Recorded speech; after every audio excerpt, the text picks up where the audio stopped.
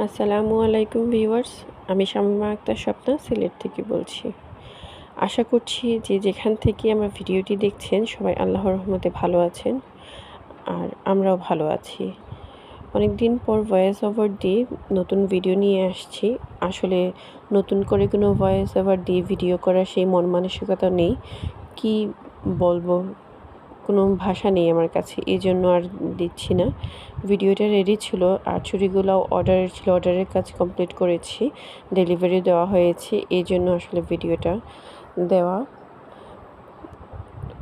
আসলে দেশের এখন এমন একটা পরিস্থিতি চলছে যে এই সময়ের মধ্যে কারো মন মানসিকতা আসলে ভালো নয়।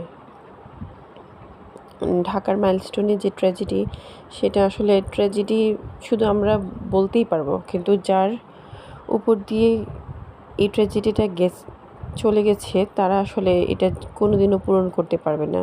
যে মা বাবার যে সন্তানগুলো হারিয়েছেন বা যারা এখনও মৃত্যুর সাথে পাঞ্জা লড়ছেন, তারা বুঝবেন এই পরিস্থিতিটা। আমরা তো আসলে কয়দিন হয়তো বা ফেসবুকে স্ক্রল করব, নিউজ ফিডে এইগুলা শুধু চলবে, কমেন্টস করব, রিয়াকশন দিব, কিন্তু কয়েকদিন পর হয়তো বা আমরাও ভুলে যাব। অনেক ঘটনাই এরকম হয়েছে, কয়েকদিন ছিল ট্রেন্ডিংয়ে, তারপর সবাই ভুলে গিয়েছি। কিন্তু আসলে যার ফ্যামিলির এই ভিকটিমসগুলো আছে তারা আসলে বুঝবে এই যন্ত্রণা, এই ব্যথা আসলে আর কেউ বোঝার মতো নয়। আমারও একটা না দুটা বাচ্চা আল্লাহর রহমতে। তো যেদিন এই ঘটনাটা ঘটে তারপরের দিন আমার ছেলেকে কেন যেন স্কুলে দিতে মনে চাইতেছিল না। ঘুম থেকে যখন তুলতেছিলাম, দেরি হয়ে যাচ্ছে, উঠো, তো আমার মনের একটা কোণায় মনে চাচ্ছিল যে স্কুলে দিব না। আজ কেন, আর কোনোদিনও যদি এরকম করতে পারতাম যে স্কুলে পাঠানোর দরকার নেই বা বাইরে পাঠানোর দরকার নেই, আমার কাছে আমার বুকের ভিতরে রেখে দিতে পারতাম যদি। আসলে এরকম তো করা যায় না, কিন্তু কেন যেন চাচ্ছিলাম আমার ছেলেটা যদি আমার দুই চোখের সামনে থেকে যেন না যায়, আমার সামনেই থাকুক। মনের মধ্যে একটা আতঙ্ক কাজ করতেছিল। আমার বাসার উপর দিয়ে প্রায় সময় প্লেন যাওয়া আসা করে, তারপর বাসার পাশেই হেলিকপ্টার আসে, ওইখান থেকে রুগী আসলে ঢাকায় নেওয়া আনা করা হয়।